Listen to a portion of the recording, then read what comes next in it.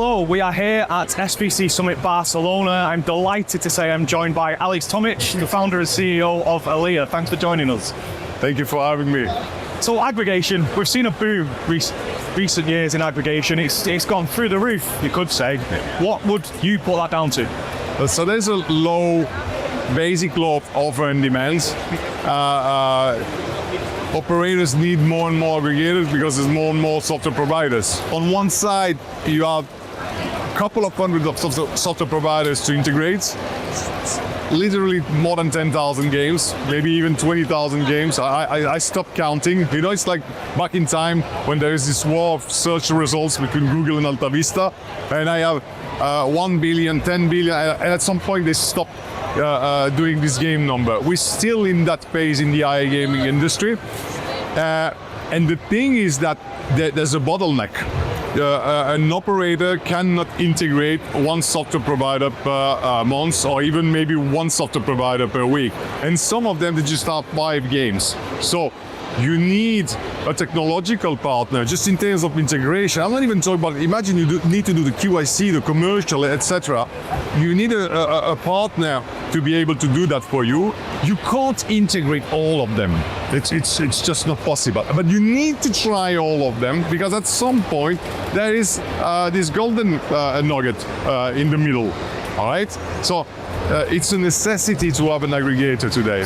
But when it comes to, I suppose, the vetting process, how do you go about selecting those right partners? How does that process work? To be honest, I've been in this industry for 20 years, and the team also, it's a team that's been here for a couple of years. I can't know if the game is going to be good before the player they have adopted it, okay? I can look at the graphics, I can look at the maths, I can play the game, I can feel the game, I can think, okay, I think they're going to like it, but to be honest, there's no way I can predict. However, I can predict by the team. And that's very important. When you see this solid team of product owners, head of product, I mean, look at Relax, what they did. Head of product of NetEnt, Simon Hammond, moved to Relax. Before Money Train came out, I think it took them a year to launch a game. You knew that these guys, they were going to rock.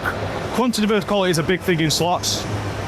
When it comes to the aggregation world, are some aggregators in danger of kind of falling down that path where it's just, rather than the quality of the product, it's more about, oh, what are those numbers? When an operator comes to us, they talk about price. How much you got? How much it is? Is it less than 10%? I'm not buying, I'm just buying single-digit software. They say, wait, come down. Before we talk about the price, let's talk about the product. Yeah, but your product is just the game that you sell from the others.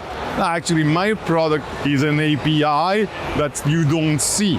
The way I integrate evolution, pragmatic, etc., is going to make a big difference. First of all, did I integrate this properly, and are the transactions secure with the API coming from the software provider? But then, do I have the latest version of the API with the latest slots, tournament, and free spins? I mean, that's very important, because if I have all this integration, can't provide you free spin, promotion tools, slots, tournament, I've integrated out for the product. But then, when we come to the smaller software providers, we don't integrate them anymore as an aggregator. And that's what the operators, they do. They integrate the API of the new software provider. And the problem with that is that these guys may be good when they are at building games, but I have completely, absolutely no clue about how a gaming API works. And it should work as a game, as a banking API. This is money. Someone is going to lose money if this doesn't work properly. The software provider, the casino, or the player. And we have a lot of hacks lately on these APIs. So we've seen the supplier side, the operator side, M&A has gone crazy. Yeah. Is aggregation the next logical phase of consolidation? I think so. We've been approached a lot, because basically an aggregator has a distribution channel.